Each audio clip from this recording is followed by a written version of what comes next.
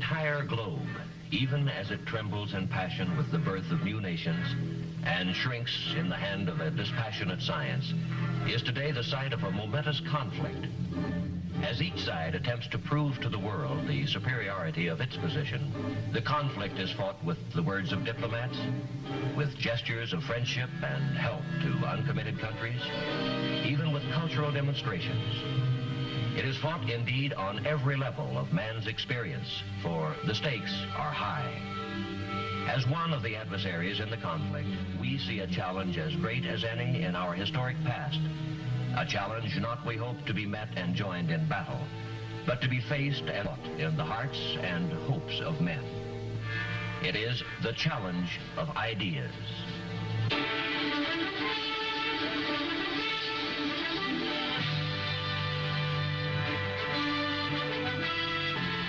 I'm Edward R. Murrow. For a little while, I would like to review with you the great conflict of our times, one which demands and must get the attention and the involvement of each one of us. This conflict is the reason why most of you are in uniform, and some of you will be going overseas, servicemen, families of servicemen, and civilians working for the Department of Defense. Because of this conflict, many of you are already abroad, more than 1 million Americans in 91 foreign countries. First and foremost, of course, Americans are overseas to help preserve the peace. By maintaining an alert readiness to meet the threat of aggression, America's armed forces, in concert with those of its allies, are serving as a deterrent to war. Some of you may wonder how directly involved in the contest you are or will be. Perhaps your active duty is behind you, or soon will be, and with it, you may believe your involvement in the contest ends. But the truth is that involvement in this conflict is far-ranging indeed. It touches not only members of the armed forces and their families, but everyone who supports the mission of the armed forces. Every defense worker, every taxpayer who foots the bill, who in fact is not involved. And the conflict itself, how can it be defined? Well, let's look at it this way. The communist bloc would like to see the entire world under communist domination. Over the years, as the strength and determination of the free world has gradually convinced communist leaders that aggressive war would be a reckless and costly gamble, they have begun to talk more and more about their ability to win from us in the arena of ideas. This, of course, is fine with us, for we are a people with a traditionally great faith in our ideas, the ideas that have moved mountains and created wealth and shaped us as free men. And we are confident that history can do no other than award us the victory in any contest in which ideas are the weapon. But I would like to say this: confidence by itself without effort does not win contests. Victory in this conflict depends on much, much more than confidence. It is a contest unlike any we have ever faced in our history as a nation. It is total competition with an antagonist who is putting into it everything within his capability.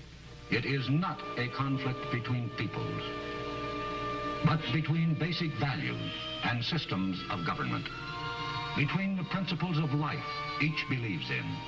When we talk of these conflicting values, we are obliged to speak of that special quality which we call, for want of a better phrase, individual liberty. And when we talk of this liberty in America, we talk with many voices, for we are a diverse nation, and there are perhaps as many concepts of what America is as there are people among us.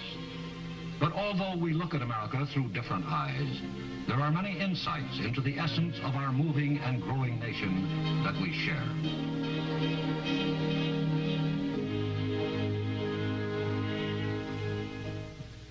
I'm John Wayne. Is there any better or equal hope in the world, Lincoln asked, than the ultimate justice of the people? We Americans believe there is not. The stonework of our national life is made of this belief. We believe in many things, but this belief that man is a responsible being bears out our own unique stamp as a nation. As a people, we are active and often noisy. We are industrious, oftentimes to the bafflement of ourselves and our friends. We relax as hard as we work.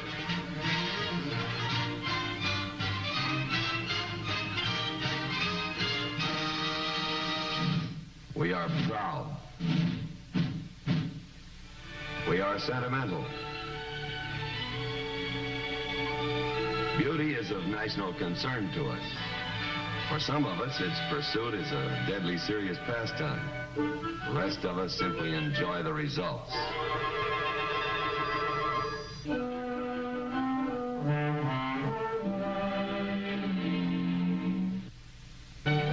Some of our national spirit shows up in the monuments we erect, the large ones and the small ones. It rings through the music which animates us.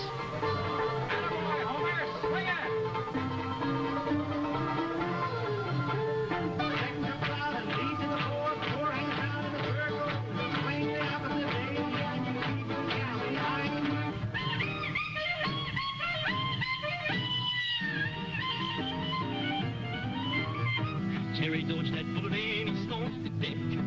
Stomped my horse till I wanted to scream. Should have killed him cause he's so darn mean. We're gonna rock around the clock tonight. Rock, rock, rock to broad daylight. We're gonna rock around the clock tonight. My eyes have seen the glory of the coming of the Lord. He is traveling out of the village where the grapes of wrath was stored.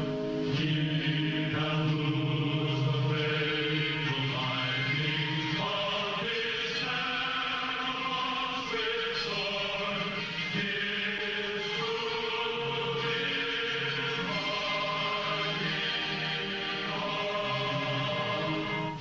We have, on occasion, some difference of feeling. At other times, we are united. We are all these things and many more, but above everything else, we are free. We believe in the ultimate justice which we as free men can create. Our heritage of freedom is our most priceless possession. Men before us have died to keep it alive, and men in our times have done the same. But although men have died to preserve it, and may die again,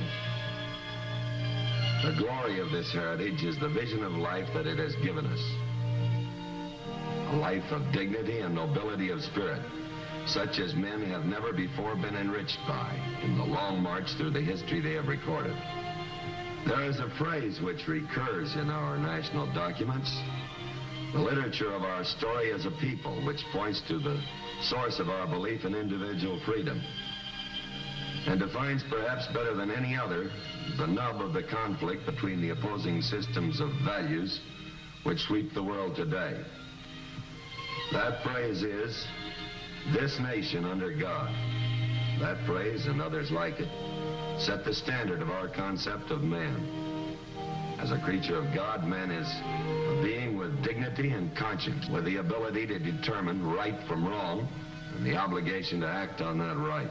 From this belief in man as a responsible being flow the beliefs in his other qualifications which we accept, usually even without bothering to think about them, as parts of that vague condition which we call the American way. His ability, indeed his right to explore the truth in all things. His ability to govern himself. And his ability to handle his own economic problems.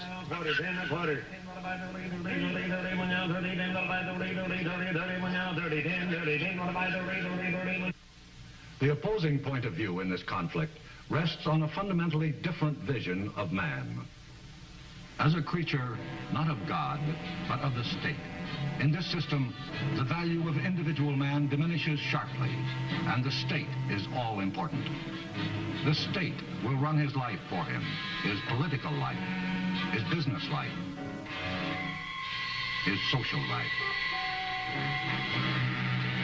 What we oppose fundamentally is the aggressive nature of the communist state.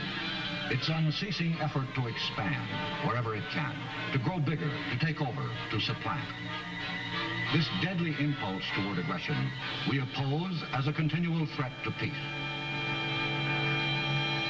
These are the contrasting points of view between the major antagonists in the conflict which has become known over the last decade as the Cold War.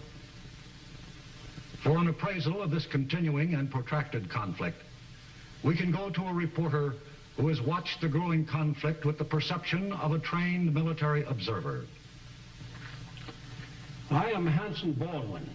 I have here the policy statements of each of our services on the contest we're engaged in with the communists. What they boil down to is this. It is a contest for the minds and hearts of people around the world, all people. The areas in white on this map represent the part of the world composed of ourselves and those who share our beliefs. The communists seek constantly to win an advantage in the minds of the people here and to separate us. The black portion of the map is the communist-dominated part of the world controlled by the Soviet Union and the Chinese Communist regime. And of tremendous importance is that part of the world which is attached to neither camp, the uncommitted nations of the world, represented in gray on the map. For the most part, these nations are absorbed with their own problems. Either they are newly independent after years of domination by a foreign power, or they are still seeking independence. A strong tide of nationalism sweeps over this part of the world, and with it, a mistrust of anything they feel is associated with the old ways of colonialism. They are not committed to either side in the conflict. Our own policy toward them has been one strictly of watchful, non-intrusive friendship, giving help when help is asked for, but otherwise keeping hands off their internal affairs. The communists have been more direct. Their local party members have not hesitated to exploit to their own advantage the passions that smolder in these new states, and to identify themselves in the minds of the people there, whenever possible, with anti-colonialism, and us with its opposite. It is part of their worldwide technique. How do our military services adapt themselves to this conflict, in which perhaps no gun may be fired?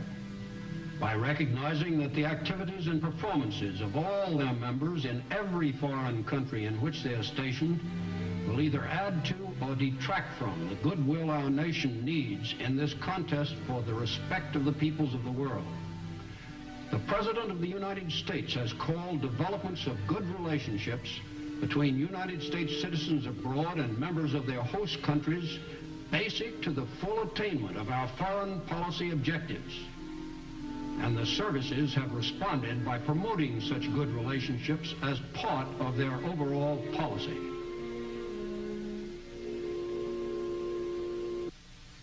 The communists initiated the Cold War for the same reason they would have started a hot war had that been feasible, or would now, should they ever decide that the free world was weak enough for them to risk it.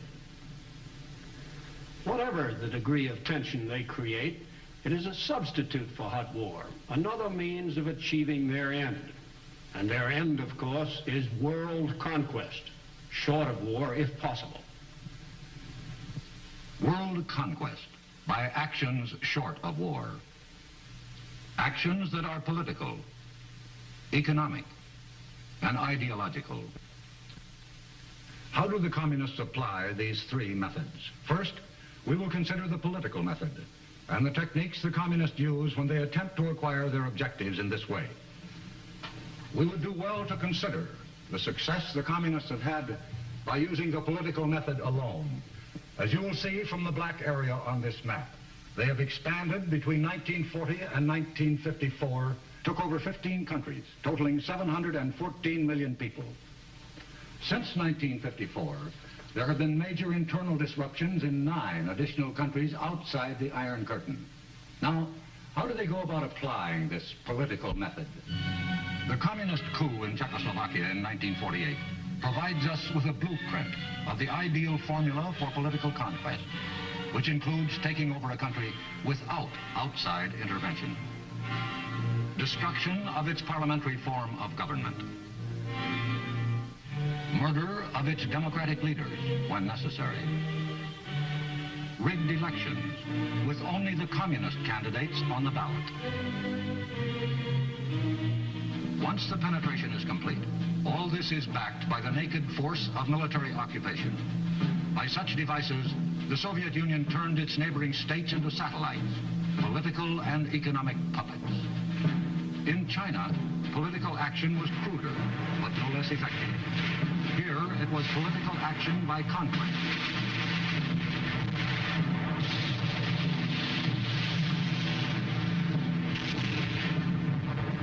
And so overwhelming has this political conquest been that the communists have been able to propel Red China to a position of major influence in the Eastern world. The political force method includes the suppression of freedom in a country already under communist control, without outside interference. Inside the Iron Curtain, there were revolutions without help from the outside. In East Germany in 1953, Poland in 1956, Hungary in the same year, and Tibet in 1959, all of them brutally suppressed. And finally, there is the International Communist Party, dedicated to the subversion and overthrow of every still free government.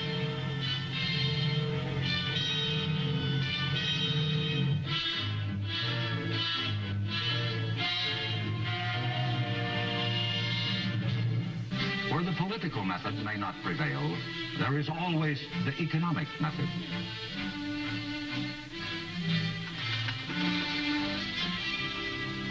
I'm Frank McGee. Let's consider for a moment this matter of the communist use of economic methods to achieve conquest and how it's done. The present masters of the Soviet Union have said to us, peaceful coexistence until we bury you. They propose to officiate at our interment by catching up with us industrially and then surpassing us. They're working hard at it. Today, the 200 million inhabitants of the Soviet state bend their backs and their talons to the Kremlin's will. And Sputnik and Sputnik's successors have proved conclusively enough the USSR's proficiency in the area of technical ability. Throughout the vast stretches of this empire, you find new industrial cities, plants,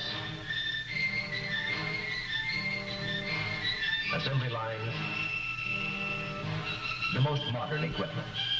Soviet products of every description awaiting delivery and reaching industrially backward areas of the non-communist world. Teams of Russian technicians are available to operate this machine. This is economic penetration, paving the way for political takeover. The hand of Soviet friendship, which usually precedes an attempt at economic penetration, has been reaching into every part of the world which shows the slightest inclination to receive it. Recently, we've seen it extend into our own hemisphere, into turbulent Cuba, where it was embraced as a triumph of Soviet policy. A few statistics will demonstrate how serious this threat is becoming to the free world. Of the entire annual Soviet economic capability, their gross national product, 70%, or it may run as high as 80%, is devoted to the area of heavy industry. The U.S. and free world share of gross national product devoted to the same area is certainly not much more than 20%. In terms of volume applied to this area of gross national product, the Soviet Union is beginning to surge ahead. Finally, the communists attempt ideological penetration. Perhaps their strongest efforts go into this kind of penetration into the free world. Before we talk about ideological penetration itself, let's take a look at the reasons why this form of penetration is so important to the communists. For one thing, communist aggression has alarmed many free nations and produced their united will to resist. These nations have implemented their will to resist all other forms of Soviet penetration through a number of trade agreements.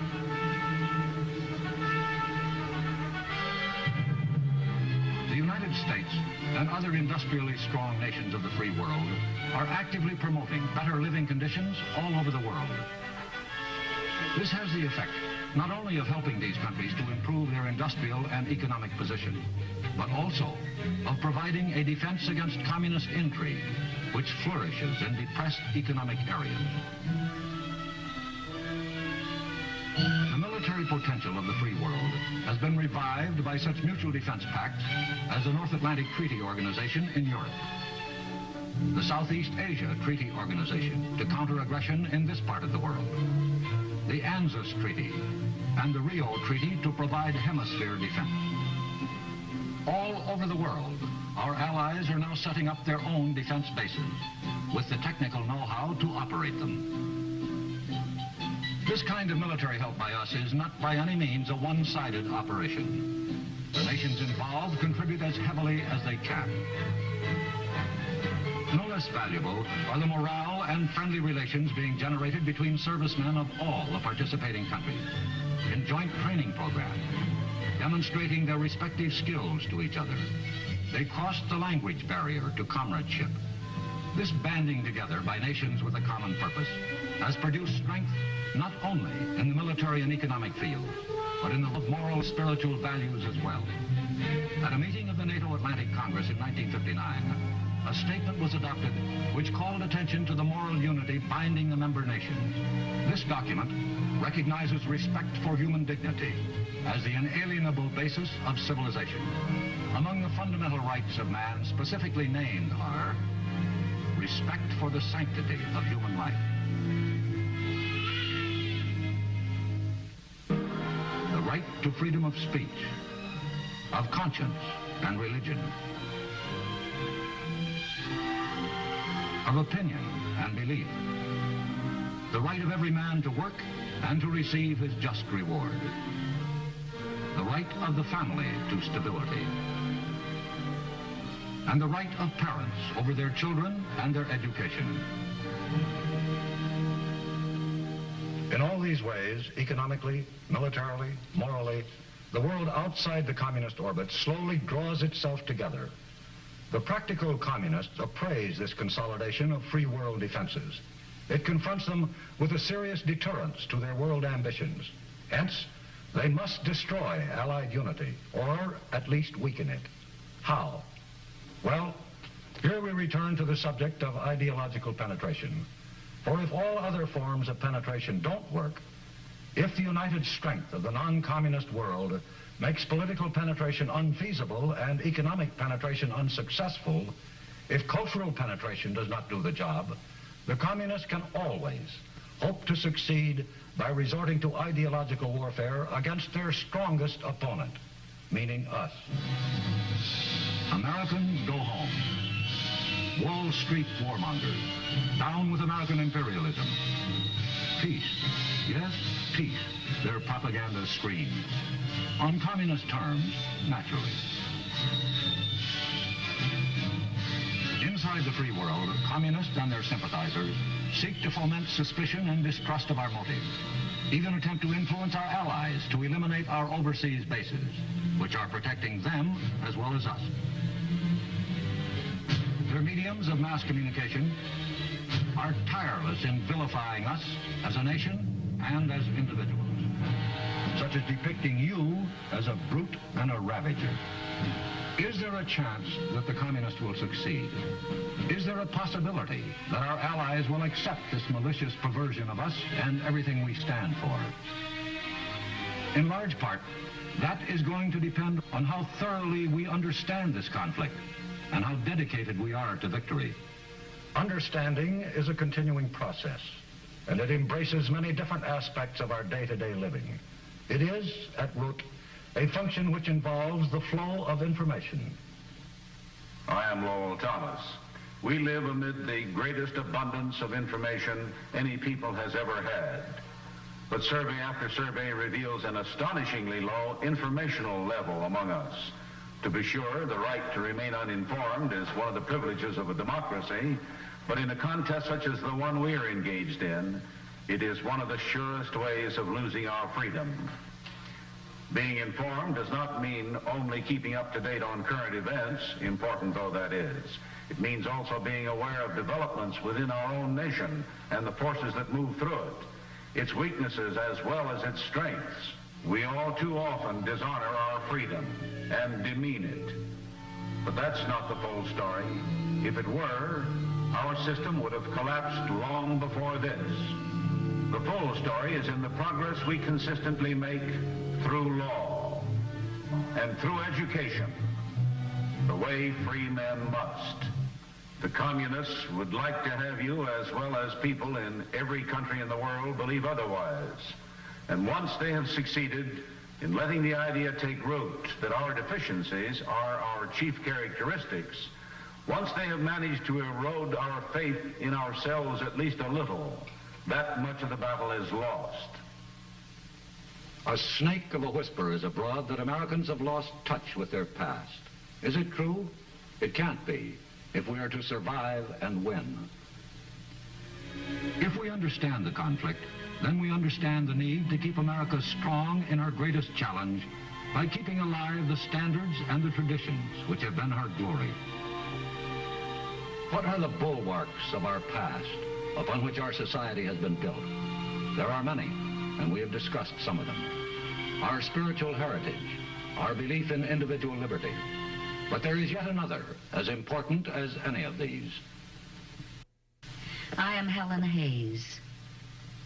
Many of us who are living now will never see the end of the conflict which dominates our lives. Leaders change, and leadership passes from one generation to the next. But for generations, or certainly for many years, the challenge which confronts us will continue. So it becomes not just a hope, but an urgent condition for a peaceful future that those who are catapulted into the problems of maturity with every passing year will understand the challenge and devote themselves to it even as you and I must. Interest cannot lag, efforts cannot cease.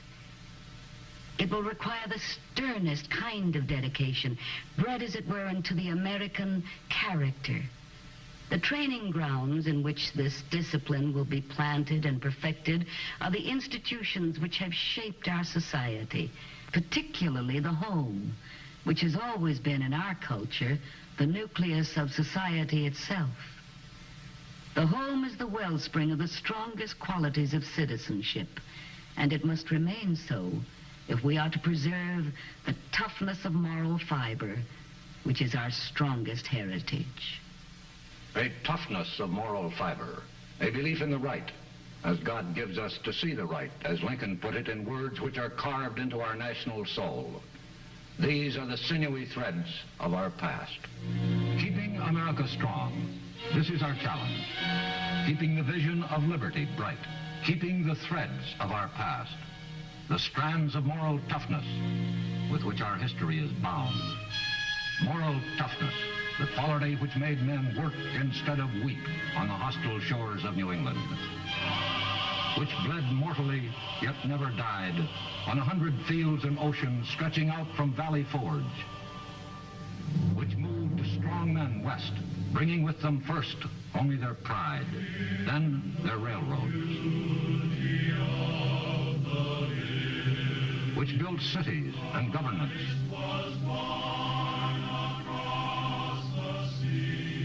And created wealth. And above